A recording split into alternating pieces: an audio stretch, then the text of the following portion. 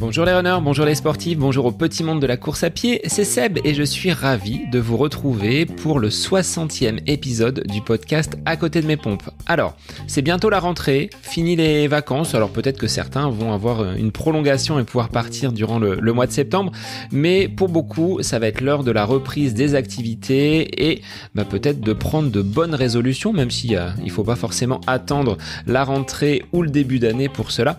En tout cas, voilà, je suis ravi à nouveau de pouvoir échanger et partager un épisode du podcast avec vous aujourd'hui.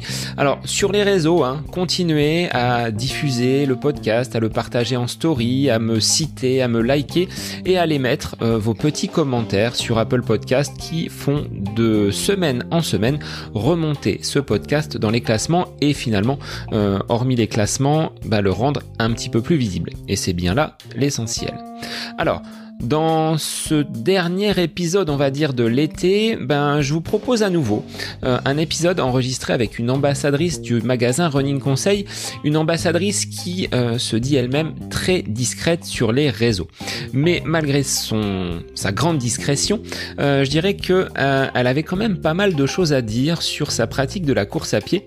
Et donc, j'ai reçu Laurane Barzac, qui est donc une jeune Orléanaise qui pratique la course à pied depuis maintenant quelques années et qui a réalisé au mois de juillet son premier trail avec le trail des passerelles de Monténard.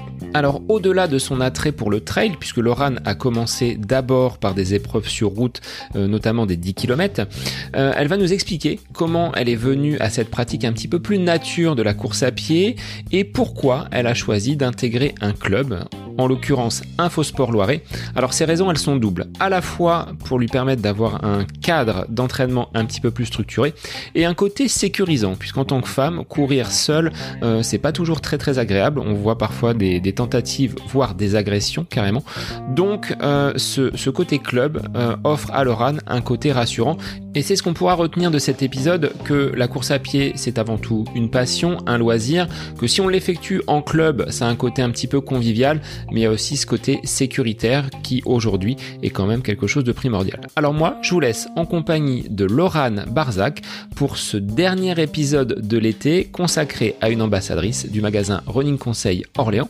Moi, je vous souhaite une belle écoute et puis je vous dis à la semaine prochaine et je vous souhaite par avance une belle rentrée. Bonjour Laurane, merci d'être l'invitée du podcast aujourd'hui. On fait encore un petit focus donc sur une ambassadrice du magasin Running Conseil, mais pratiquante de course à pied, mais également de trail. Comment vas-tu Laurane aujourd'hui ? Écoute, ça va très très bien, très très bien. Et toi, du coup, comment vas-tu ? J'approche, on est en tout début du mois de juillet, donc c'est bientôt les vacances pour moi, ce qui fait que voilà, j'ai un petit peu de temps et je suis sur une journée off, donc c'est un plaisir de pouvoir échanger avec toi, qui fait partie donc des ambassadrices du magasin Running Conseil Orléans. On s'est pas vu, on s'est pas rencontré physiquement puisque les événements n'ont pas pu être organisés par le magasin sur des courses ou sur des testings qui auraient pu se faire. Donc c'est l'occasion aujourd'hui de te découvrir. Alors je vais te laisser te présenter dans un premier temps, puis on abordera ton côté sportif par la suite. Alors, oui, en effet, on ne s'est pas rencontrés, donc ça va être aussi l'occasion de me présenter. Donc, moi, je suis Laurane, j'ai 28 ans. Je travaille en industrie pharmaceutique et je suis ambassadrice Running Conseil depuis moins d'1 an parce que c'était cette saison-là. Je pratique la course à pied depuis plusieurs années comme certaines personnes. Et puis mon année a un peu changé en devenant ambassadrice. C'est vrai que ça a donné une autre version de moi-même dans le sport. Et puis je rencontre maintenant des gens comme moi qui font partie du même réseau. Hélas pour moi, je n'ai pas eu l'occasion de les rencontrer comme toi, Seb. Mais bon, on trouve d'autres subterfuges. Alors, comment tu es venue à postuler pour devenir ambassadrice du magasin Running Conseil ? Tu dis ça a changé un petit peu ta version de toi-même. En quoi ça a changé et pourquoi tu as postulé pour être l'égérie et l'ambassadrice de ce magasin à Orléans ? Alors, en fait, tout a commencé par un post de Pascal de Running Conseil. Donc, c'est la personne qui s'occupe de Running Conseil, Pascal, si les gens ne connaissent pas. Et j'ai vu ce petit post et à la fin du post, Pascal mettait qu'il fallait pas forcément être aguerri en course à pied pour être ambassadeur et qu'une personne lambda pouvait prétendre et postuler. Donc je me suis dit bon, alors en effet, je suis pas une personne qui a un palmarès de foufou en course à pied, donc je me suis dit pourquoi pas postuler. Donc j'ai commencé à faire un petit brouillon pour candidater tout simplement. Et là, j'ai voulu que la manière dont je postulais reflétait le plus mon caractère. Donc, j'ai commencé à dire que j'avais pas vraiment de record personnel. Je n'avais pas fait beaucoup de courses à pied en termes enfin, en sortie off, mais pas forcément En compétition? En compétition, exactement, merci. Ensuite, après, je vais expliquer les réseaux. Je suis un peu timide à la base sur les réseaux. Je suis pas non plus quelqu'un qui postule, qui poste beaucoup de posts, etc. Et mes réseaux en plus sont fermés. Et je lui avais demandé s'il était possible qu'il accepte cette partie-là, que mes réseaux restent fermés et que je poste pas beaucoup. Et voilà. Et donc, j'ai postulé à sa candidature avec tout ce contenu. On était pas très persuadés que ça allait marcher. Et finalement, donc tu as fait partie comme moi des personnes qui ont été sélectionnées pour cette année 2020-2021 pour être ambassadeur et ambassadrice. Comment tu l'as accueilli finalement? C'était une surprise vu que tu te disais, bon, je suis pas très ouverte sur les réseaux, je suis pas quelqu'un qui poste beaucoup. Comme je le suis et j'aime m'appeler coureur lambda, tu disais ne pas avoir de gros records et de grosses compétitions, mais malgré tout, la réponse a été favorable. Exactement, la réponse a été favorable. Donc après, on a échangé de vive voix avec Pascal parce que j'avais besoin de savoir qu'est-ce qu'il attendait d'un ambassadeur et d'une ambassadrice. Et du coup, je me suis reconnue dans ce qu'il cherchait. Donc voilà, il cherchait des personnes qui ressemblent à beaucoup qui courent sur Orléans. Et je pense ressembler à beaucoup de coureurs-coureuses, c'est-à-dire que je cours plusieurs fois par semaine. J'ai fait quelques compétitions sans pour autant que ça soit des records personnels de dingue. Et je ne parle pas tout le temps de course à pied, je ne poste pas que des publications sur la course à pied. Et il m'a dit oui, mais en fait, Laurane, tu es comme beaucoup de gens et c'est pour ça que ça nous intéresserait. Alors, qu'est-ce qui a changé entre cette annonce et aujourd'hui? Quelques mois se sont écoulés. Est-ce que ça a changé quand même, toi, dans ta façon de voir la course à pied? Et comment tu te sens investi de cette mission aujourd'hui? Parce que tu le dis, mes réseaux restent fermés, mais on a quand même un entourage, tu as des personnes qui gravitent autour de toi. Donc, quelle est ta mission auprès de ces personnes qui participent à ton entourage et qui font des sorties, des compétitions peut-être à venir avec toi? Alors du coup, mon rôle d'ambassadrice était un peu difficile au début parce que je savais pas trop comment faire. Donc après, voilà, ça vient assez naturellement. C'est ce qui est bien avec Pascal, c'est il nous laisse libre cours à ce qu'on a envie de faire. Donc la première chose, c'était d'essayer de partager tout ce que Running Conseil pouvait faire. Et en fait, en partageant tout ce que fait Running Conseil, moi-même, j'ai appris tout ce qu'il faisait. Et je pense que ça a été ça le plus important pour moi et que j'ai pu partager auprès des autres. Je pensais que Running Conseil, principalement, donnait des conseils sur tout ce qui était équipement. Moi, la première, j'avais jamais été conseillée sur tout ce qui est chaussures. Donc, je savais que Sac Running Conseil pouvait beaucoup conseiller sur cette partie-là, les essayer et nous conseiller. Mais par contre, il y avait tout un aspect que je ne connaissais pas et du coup que j'ai pu promouvoir, c'est l'aspect entraînement, coaching. Faut savoir que Running Conseil a cette partie-là. Moi, là, la semaine prochaine, je vais faire un événement, donc un trail. Et j'ai demandé à Pascal, voilà, au niveau nutritif, comment il fallait que je me prépare. Et je lui ai demandé aussi même qu'est-ce que je devais mettre dans mon sac. Et toute cette partie-là, Running Conseil peut nous aider. Donc, on est au-delà de la simple paire de chaussures vendue par un commerçant. Il y a cet accompagnement. Comment tu as connu le magasin? On va revenir un petit peu en arrière finalement. Ah. Avec tes débuts en course à pied, la rencontre de Pascal a été fortuite ou tu avais déjà entendu parler du magasin et des personnes t'ont orienté, aiguillé vers cette enseigne? Alors, je connaissais Running Conseil de nom. J'ai jamais été, je n'avais pas, j'étais pas passée au magasin, mais par contre, mon club est sponsorisé par Running Conseil. Donc, du coup, je portais déjà inconsciemment Running Conseil sur mes vêtements. Et du coup, quand j'ai décidé de changer de chaussures, je me suis dit, là, j'ai besoin de conseils parce que je sens que j'évolue dans ma course à pied et j'ai peut-être besoin qu'on me guide un petit peu plus parce que j'augmente la fréquence, la cadence. Et c'est comme ça que j'ai été amenée à aller à Running Conseil. Alors, depuis combien de temps, Laurane, tu pratiques le running? Est-ce que ça a été toujours ton sport de prédilection? Est-ce que enfant, tu parcourais déjà les pistes d'athlétisme ou est-ce que tu étais orienté complètement à l'opposé sur d'autres sports?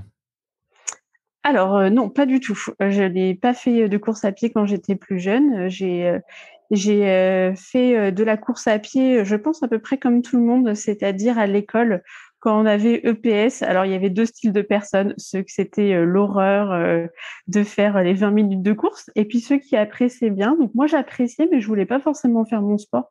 À ce moment-là, ça m'intéressait pas trop de courir dans la cour de l'école et d'être évaluée. C'est quelque chose après que j'en ai eu aussi au lycée, mais ça restait strictement scolaire. Et à côté de ça, je faisais d'autres activités sportives. J'ai essayé par exemple le basket et tout ce qui est activité collectif, mais c'est venu plutôt en post-bac. En fait, j'ai eu un emploi du temps un peu à trous, on peut dire, quand j'étais étudiante. Et comme j'ai voyagé un peu partout, c'était compliqué pour moi de garder un sport collectif. Et du coup, il me fallait un sport où je puisse pratiquer n'importe où, à n'importe quel moment. Et la course à pied est venue comme une évidence. Donc, je me suis remise à prendre mes chaussures et puis à apprécier de nouveau à courir et à ne pas courir comme à l'école, à courir pour le plaisir. Est-ce que tu te souviens de ton premier souvenir en course à pied, ta première sortie? Est-ce que tu la visualises aujourd'hui ou est-ce que c'est des différents moments qui viennent s'agrémenter les uns aux autres, qui aujourd'hui te disent, bon, c'est vraiment pour le plaisir que j'ai commencé à courir? Oui, je me souviens très bien de mes premières courses avec des chaussures pas du tout adaptées. C'est surtout ça que j'ai le souvenir. Et voilà, de prendre n'importe quelle chaussure dans le placard. De toute façon, pour moi, j'étais persuadée qu'une chaussure de badminton pouvait convenir pour faire de la course à pied. Et me mettre des objectifs. Si je cours déjà 20 minutes, j'en serais très contente. Et au-delà de ces 20 minutes, alors est-ce que tu as réussi à basculer dans le côté plaisir? Parce que moi, j'en ai fait l'expérience. Beaucoup de mes invités le disent également. Au démarrage, quand on commence à courir, c'est tout sauf une partie de plaisir. Ça vient vraiment au fil des semaines, au fil des sorties. À quel moment tu as senti que c'était vraiment ce sport-là qui allait t'apporter, on va dire, la satisfaction et que c'était vraiment quelque chose dans lequel tu prenais pas mal de plaisir? En fait, la course à pied, je trouve qu'on peut évoluer très très vite, progresser très très vite, et je pense que c'est ça qui m'a plu. J'avais libre cours de la manière dont je voulais progresser, et ça, c'est le message que je voudrais passer, c'est que la course à pied, ça peut paraître très dur au début, mais pourtant c'est au début qu'on progresse, moi je trouve, le plus vite. Et se sentir libre de quand je voulais le faire, la durée. Bah voilà, c'est vraiment moi ce qui m'a plu. J'avais une sensation de liberté et comme j'ai progressé, bah ça m'a vite plu. Donc je suis vite rentrée dans la team des coureurs. Alors aujourd'hui, tu pratiques combien de sorties? Tu le disais, hein, tu as augmenté ta cadence, tu as augmenté la fréquence. Un entraînement aujourd'hui et une semaine type, Laurane, ça représente quoi pour toi? Alors j'essaye d'osciller entre 3 à 4 sorties par semaine. Après, comme tout le monde, ça dépend des sorties, ça dépend aussi mentalement. Des fois, j'ai pas envie de sortir, donc en aucun cas je vais me forcer. Par contre, il y a des moments où je ferais bien volontiers plus de 4 sorties.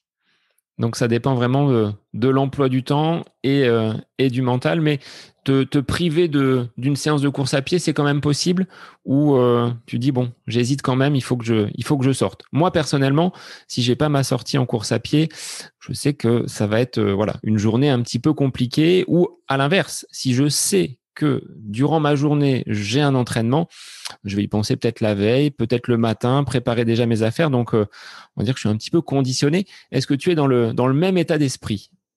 Oui, c'est exactement ça. J'ai l'impression d'être toute folle quand je sais que je vais faire ma sortie le matin, que je me prépare mon sac. C'est vrai que c'est ce qui me motive. Vraiment, moi, le plus souvent, je cours après le travail et j'ai une sensation d'oublier toute ma journée.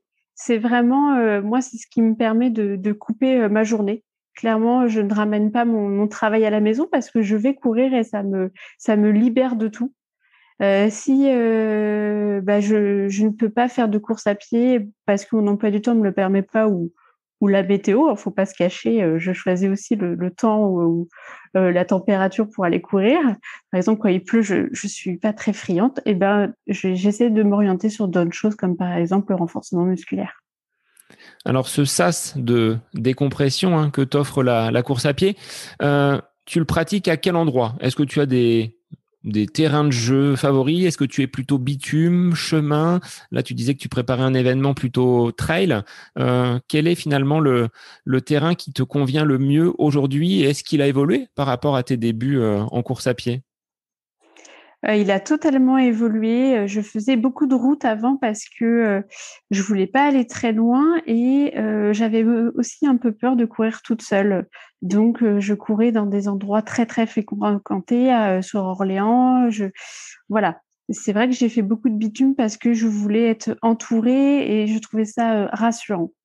Maintenant, c'est plus le cas. Je suis plus axée chemin. Donc, à Orléans, si je peux donner un petit conseil, aller à la Charbonnière, c'est juste génial. Surtout l'été, il fait très frais. Et après, du coup, comme je suis passée en club, en fait, je me suis jamais retrouvée toute seule. Donc, j'ai pris confiance d'aller courir dans des bois avec mes amis pour aller courir. Et c'est vrai, du coup, j'ai pris confiance dans mon environnement. Donc, ça m'a permis de changer de type de terrain. Alors, tu l'évoques, c'est vrai qu'on voit beaucoup de jeunes femmes ou de femmes tout court qui hésitent à aller courir seules. Est-ce que tu pourrais, toi, leur donner ce conseil de rejoindre peut-être un groupe de coureurs, d'intégrer un club pour finalement mettre de côté ce côté stress, On voit parfois des jeunes femmes qui ont été agressées avec des cas peut-être parfois même un petit peu plus tragiques. Est-ce que c'est ce qui t'a motivé, toi, pour aller en club ou c'était dans ton évolution, le fait de vouloir progresser, d'avoir quelque chose d'un petit peu plus structuré? Oui, en fait, le club m'a vraiment permis d'avoir ces deux aspects. Donc, déjà, moi, j'évoluais plus parce que je ne me faisais pas d'entraînement particulier. Donc, j'ai stagné et donc, pour moi, c'était difficile de stagner. Donc, c'était bien qu'un club me reprenne sur mes entraînements et c'est là que j'ai vu à nouveau la progression arriver. Et le club aussi m'a permis de plus courir toute seule. Donc, déjà, moi, ça me rassurait et ça rassurait aussi beaucoup mon entourage. Je sais que quand j'allais courir, je devais envoyer un message avant de partir et après. Et je sais que les personnes n'étaient pas forcément rassurées. Donc, le but, c'était pas que ce soit non plus une souffrance que j'aille courir. Donc, le deal était que j'aille courir dans des endroits, on va dire, peuplés. Mais quand on a envie d'évasion, c'est pas forcément ce qu'on a envie. Et puis, on n'a pas envie de faire toujours le même terrain. Donc, c'est vrai que le club a été vraiment le bon compromis. Alors, qu'est-ce que tu as découvert en club? Hormis le côté social, les entraînements un peu plus cadrés, tu as découvert peut-être des séances que tu ne connaissais pas ou que tu ne faisais pas parce que on sait tous, il y a des séances qu'on ne veut pas faire parce que on sait très bien qu'elles vont nous faire mal. Donc, quels a été finalement les aspects qui t'ont surpris dans cette intégration d'un club de course à pied? Alors oui, déjà, c'est de faire des entraînements bien particuliers parce que je m'en mettais pas forcément, faut se l'avouer. Et donc, j'ai vraiment découvert ce qui était le fractionné. Au début, j'aimais pas trop ça. Et en fait, ça m'a fait évoluer énormément au niveau de la vitesse. C'est quelque chose que je cherchais pas trop. Et en fait, au début, j'ai vu que grâce au fractionné, j'évoluais très, très vite. Et ça a été vraiment une révélation parce qu'en fait, je m'entraînais pas du coup avant. C'est ça que je me suis rendu compte. Je faisais des sorties pour courir, mais je ne faisais pas d'entraînement. Et ça, vraiment, le club m'a permis de structurer un peu mes objectifs. Et donc, après avoir structuré tes entraînements, tu t'es donné donc des objectifs, ce qui veut dire peut-être les premiers dossards. Est-ce que tu as déjà accroché un dossard en compétition? Et si oui, sur quelle course c'était? Alors en fait, au début, comme je courais pas beaucoup en termes de distance, j'ai fait plutôt ce qui est de la vitesse et je me suis focalisée sur la distance 10 kilomètres. Et du coup, mon objectif était de faire un bon temps. Donc c'est pour ça que j'avais au début voulu évoluer sur cet aspect vitesse sur 10 kilomètres. Et j'ai fait une course à Fleury. Et du coup, c'est là où j'ai fait mon premier record personnel. Et j'étais très, très contente en moins d'un an dans un club, d'avoir autant évolué. Donc ça a été le premier souvenir, on va dire, marquant en compétition pour toi. Mais tu t'es pas arrêté là. Tu t'es dit finalement, j'ai peut-être envie, et tu l'évoquais tout à l'heure, hein, de grands espaces. Donc tu t'es orienté un peu vers le trail. Ça, c'est venu naturellement de quitter un petit peu le bitume pour rejoindre un peu les sentiers, les chemins et les grands espaces. Exactement. En fait, je pense que ça, c'est plutôt mon entourage qui m'a donné, mon entourage de course à pied qui m'a donné envie de faire ça. Il y a beaucoup de sorties au sein de mon club le week-end où on court en forêt et puis on fait des sorties longues. Donc on blablate, on rigole et puis on fait de la longue distance. Et en fait, je me suis dit, c'est peut-être ça que je préfère en fait, pas faire une sortie courte et intensive, mais faire une sortie où je me libère pendant plus d'une heure et puis je vais dans les chemins et c'est vrai que inconsciemment c'est mon club qui m'a orientée vers le trail. Et donc prochainement, donc là dans les semaines à venir, un gros événement se prépare pour toi. Est-ce que tu peux nous en dire plus de cette prochaine course qui va finalement te donner peut-être satisfaction à l'arrivée? Alors oui, exactement. Donc la semaine prochaine, je vais faire les passerelles. Donc c'est vers Annecy-Grenoble, donc pas trop le même relief qu'Orléans. Donc c'est ça aussi qui est intéressant. J'ai été attirée par les passerelles en voyant des photos. J'ai des personnes de mon club qui m'ont montré les photos des passerelles et en fait j'ai même pas regardé la distance et le dénivelé. J'ai dit je veux y aller. Je trouve ça en fait ça me faisait penser à une petite carte postale. Donc je me suis dit pourquoi pas aller courir au niveau de cette carte postale et c'est comme ça que je me suis lancée. Alors tu vas t'élancer pour combien de kilomètres? Est-ce que tu as regardé peut-être un petit peu plus précisément le parcours et le dénivelé? Alors oui, je commence j'essaie de me faire la préparation sans me faire trop peur.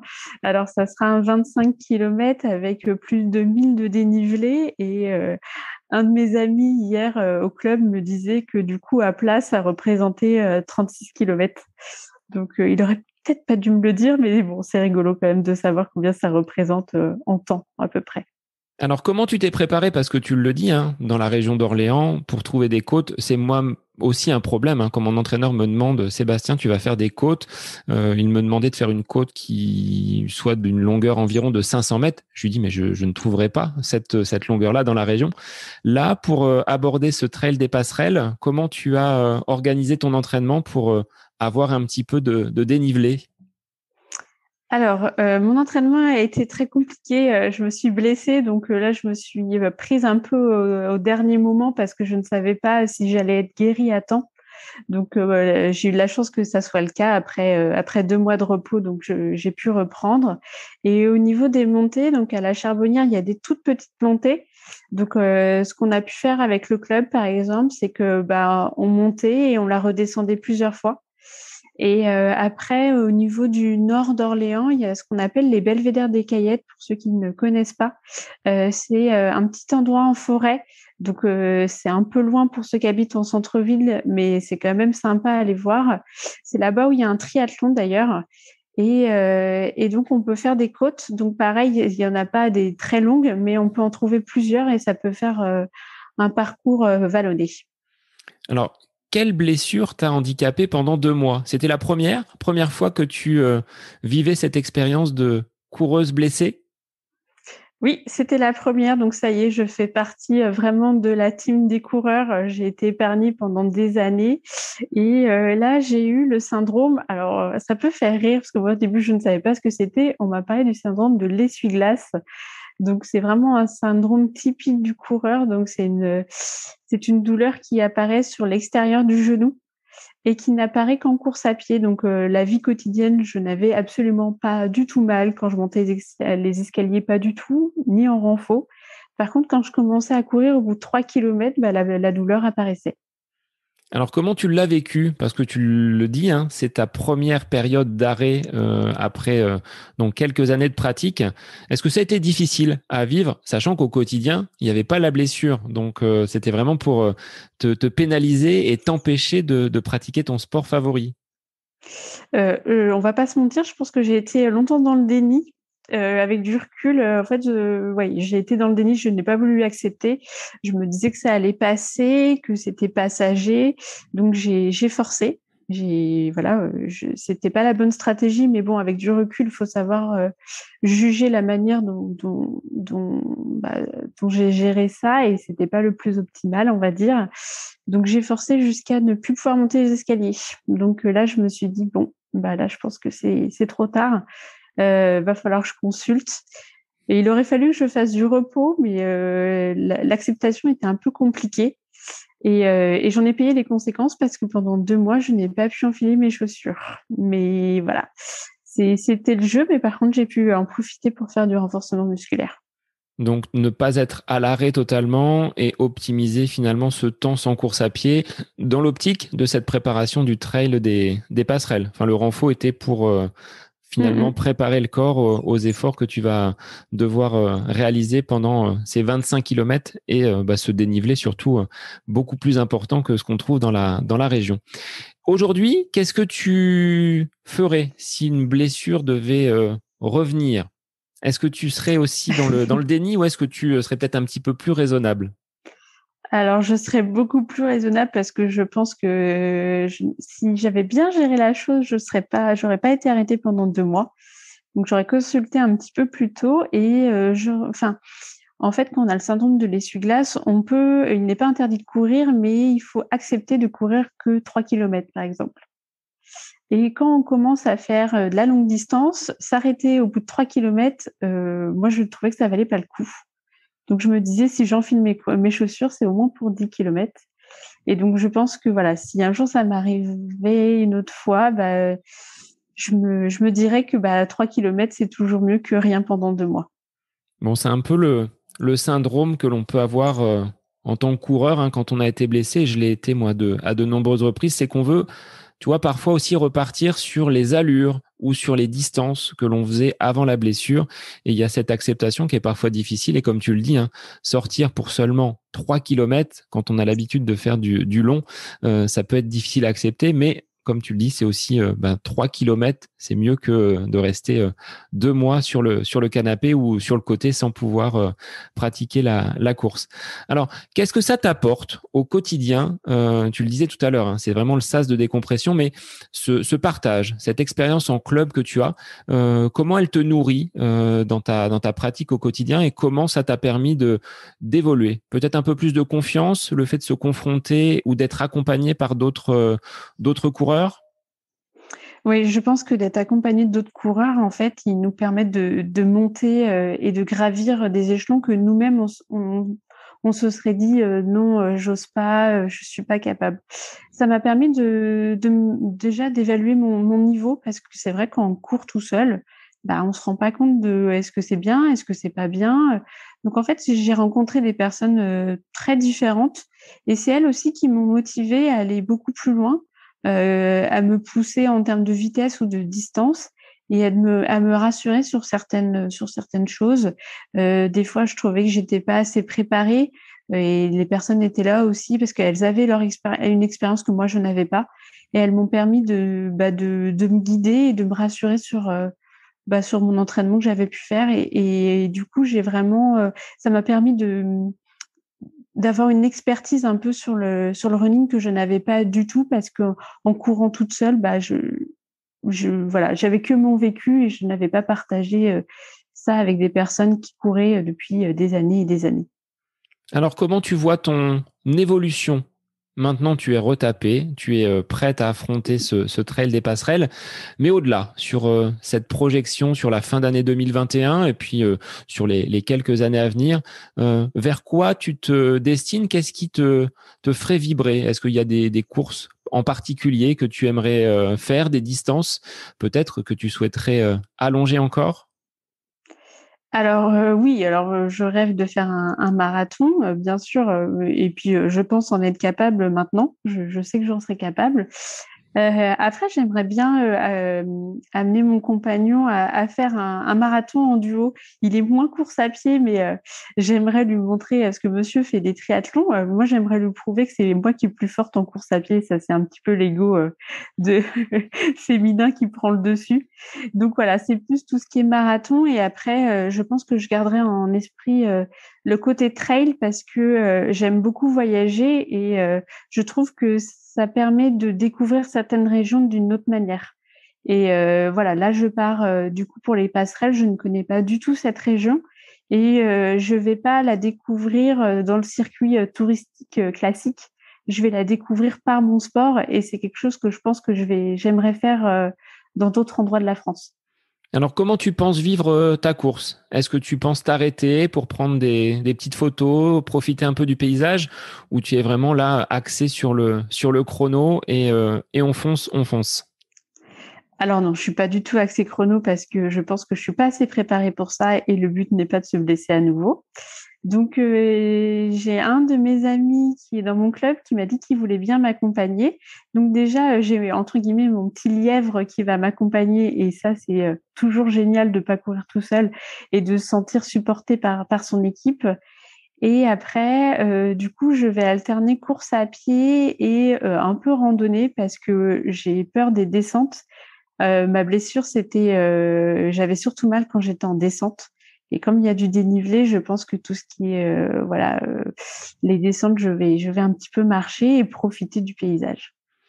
Alors, avec quel type de chaussures tu vas courir? Est-ce que tu as une marque fétiche, des équipements qui ne te lâchent pas depuis que tu as commencé à courir? Alors non, pas du tout. Je n'ai pas d'équipement fétiche. J'essaye ce qu'on me propose. Voilà, comme a pu me conseiller Pascal de Running Conseil, il faut pas être arrêté à une marque. Et je pense qu'il a tout à fait raison. Il faut un peu fermer les yeux, mettre les chaussures et voir si ça convient. Donc je suis pas arrêtée à beaucoup de marques. Voilà, moi j'essaye. Si ça me convient, on y va. Si ça convient pas, de toute façon, on s'en rend très vite compte. Et maintenant, je pense que toutes les marques sont arrivées à un niveau de performance qui est assez élevé. Par contre, ça dépend vraiment du coureur. Donc, je pense qu'il faut juste dire à peu près ce qu'on veut, ce qu'on aime et ce qu'on n'aime pas quand on achète les chaussures. Et après, le vendeur fera le nécessaire pour trouver chaussures à notre pied. Alors, en marge de la course à pied, Laurent, est-ce que tu accordes une part importante à l'alimentation? Tu le disais tout à l'heure, Pascal t'a conseillé pour l'aspect trail, mais est-ce qu'au quotidien, par rapport à ta voilà, pratique sportive, tu accordes une importance peut-être à la récupération, mais aussi à cette phase importante qui est l'alimentation? C'est quelque chose que j'avais pas trop connaissance. C'est vrai que c'était pour moi, ça faisait pas partie forcément de mes performances. Enfin, je me disais pas que l'alimentation pouvait faire partie de ma performance. Plus j'avance, plus je me rends compte que c'est une part très très très importante parce que c'est quelque chose qui se prépare en amont de la course. Et ça, Pascal de Running Conseil me l'a bien mis en tête. Je ne peux pas arriver 3 jours avant à tester plein de trucs et désorienter tout mon organisme parce que voilà, je veux tester des choses et ça fonctionne pas.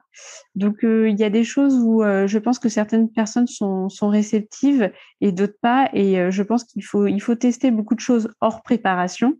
Et c'est comme ça aussi que on voit les personnes qui tiennent longtemps, c'est qu'ils ont préparé leur course à pied depuis des semaines, que ça soit par des entraînements et par l'alimentation.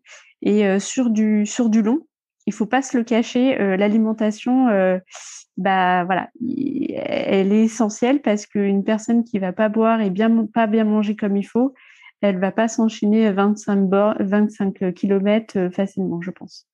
Est-ce que tu as vécu des moments un petit peu compliqués, justement, par rapport à une défaillance en hydratation ou en alimentation? Des choses qui pourraient finalement faire écho avec des choses qu'on a tous vécues, hein, mais que toi, tu aurais expérimenté personnellement. Alors oui, alors ça m'est pas arrivé en course à pied, ça m'est arrivé en vélo. J'ai fait une crise d'hypoglycémie et alors là, quand on fait une crise d'hypoglycémie, c'est trop tard. Sauf qu'il me restait, je crois, plus de 20 kilomètres pour rentrer à la maison et je me suis sentie seule à 20 kilomètres de chez moi. Et en fait, c'est là que je me suis rendu compte, après échange avec des amis, qu'en fait, il faut pas attendre d'avoir soif et attendre d'avoir faim pour le faire. Vraiment, tout est dans la programmation. Par exemple, il faut se dire tous les 3 kilomètres pour de la longue distance, il faut boire et manger un tout petit bout, pas non plus beaucoup parce qu'il faut pas avoir mal au ventre et limite se mettre des alarmes pour alimenter son corps de manière progressive parce que au moment où le corps réclame, c'est déjà trop tard. Est-ce que tu as des aliments fétiches, plutôt sucrés, plutôt salés? Ça dépend peut-être des courses et de la distance que tu réalises. Oui, alors c'est un mélange un peu bizarre. J'adore les cacahuètes salées parce que quand je transpire, il faut du salé.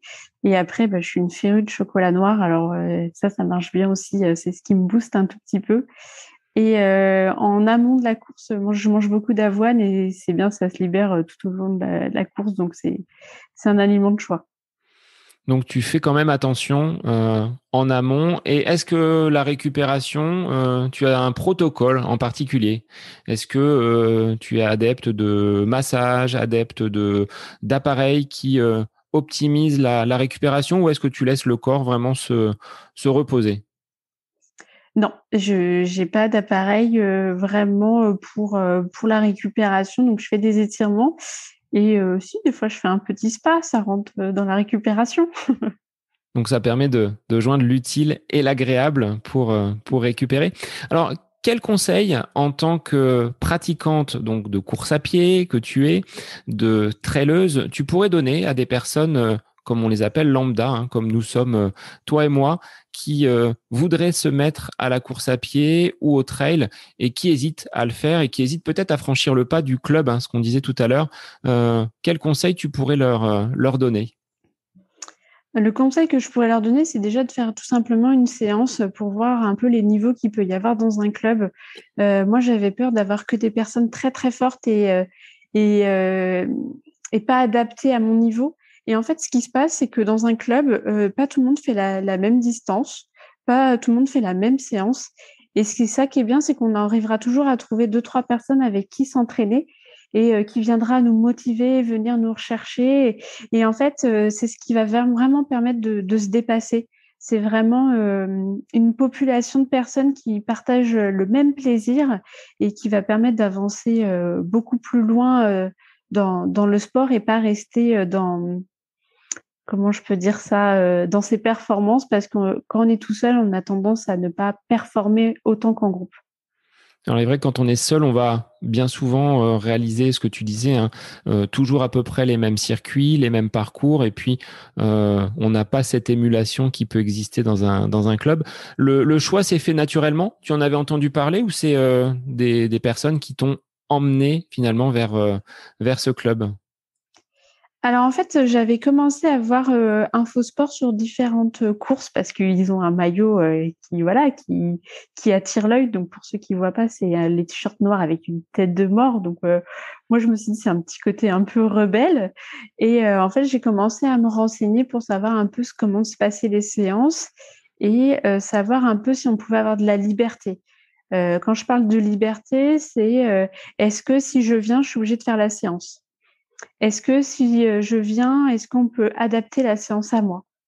Et c'est exactement ce qui s'est passé. Je voulais pas quelque chose de trop strict par rapport à moi, ce que j'avais envie. Et c'est ce que j'ai retrouvé dans cette équipe. Et ça me convient totalement. Après, je pense que chaque club a sa discipline et du coup peut convenir à chaque personne. Il faut savoir trouver son bon club. Donc, le maître mot, ce serait aller tester, aller voir ce qui se passe dans les clubs, et à partir du moment où ça vous convient, là, zéro regret. Tu es satisfaite à 200% et tu l'as dit tout à l'heure, ça t'a permis de bien progresser dans ta pratique par rapport à ce que tu faisais déjà. Donc, tu avais déjà une expérience assez solide, mais ça a bonifié finalement tout ce que tu avais en toi comme potentiel. Oui, je me suis fait un nouveau cercle en fait. C'est carrément autre chose. C'est des gens que je partage une passion et pour moi, c'est un nouveau cercle que je me suis fait et c'est l'aspect loisir, détente et puis performance des fois. Donc voilà, ils savent, toutes les personnes du club savent allier différentes compétences pour, si j'ai pas envie de faire une grosse sortie, je vais trouver quelqu'un avec qui rigoler et juste courir, voilà, doucement. Après, j'ai le collègue d'à côté qui va me faire performer et qui va me faire sortir de ma performance. Voilà, c'est ça l'esprit d'un club, c'est qu'on trouvera toujours quelqu'un en fonction de ce qu'on a envie de faire et ce qu'on désire faire. Et est-ce que pendant la période confinement, Covid, ça t'a manqué, ce côté club, ce cercle qui t'entoure dans les entraînements et dans les compétitions sur lesquelles tu peux les retrouver? Est-ce qu'il y a eu un petit manque et cette envie de rapidement les retrouver quand les jauges et les horaires ont été de nouveau possibles? Oui, alors, ils m'ont beaucoup manqué, on va pas se mentir, j'ai même arrêté au tout début du confinement, on avait le droit de faire 1 kilomètre, je voulais plus. J'avais pas la motivation, déjà de faire qu'une boucle de 1 kilomètre et de pas avoir, mes amis pour aller courir et puis après, du coup, on a quand même reçu les entraînements, par message et on s'envoyait nos petites performances, on s'envoyait des photos, des vidéos donc voilà, ça reboostait et ça donnait encore plus envie de se revoir et partager des moments de course ensemble. Est-ce que tu as besoin, tu le disais, avec le 1 km, j'avais pas envie, est-ce qu'il te faut un dossard, un objectif comme phare pour avoir la motivation et l'envie d'aller courir? Heu, J'aurais dit avant le covid, oui, je pense qu'il me fallait, voilà, une compétition pour me motiver. Maintenant, je trouve que c'est pas trop le cas. C'est le plaisir aussi d'aller courir et d'aller courir avec des gens que j'apprécie. C'est plutôt ça maintenant que je pense, qui m'attire le plus.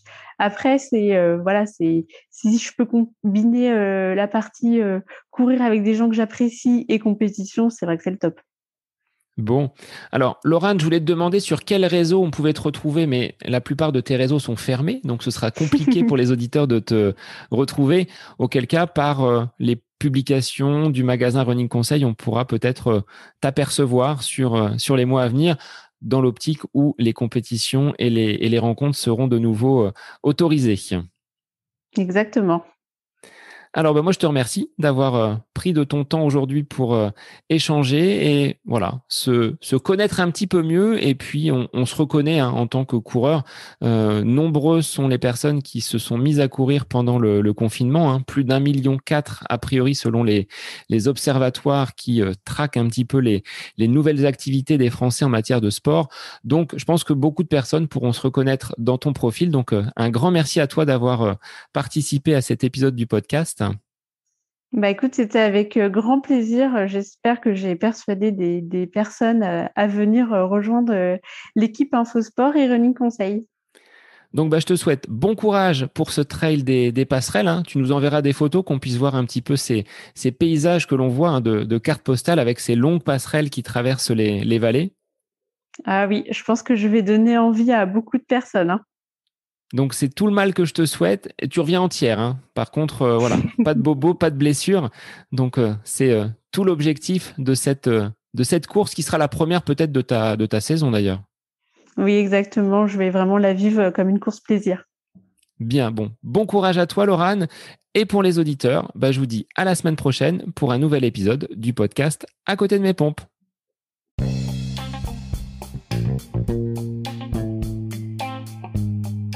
J'espère que cet épisode avec invité vous aura plu. Je vous remercie infiniment de votre écoute.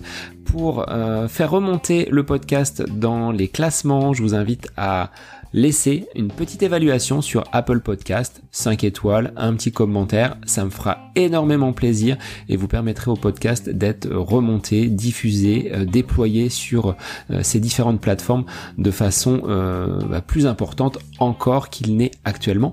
Et puis je vous invite à me retrouver sur les différents réseaux, Facebook, Instagram. Laissez votre petit message, votre commentaire, ça me fait plaisir d'échanger avec vous.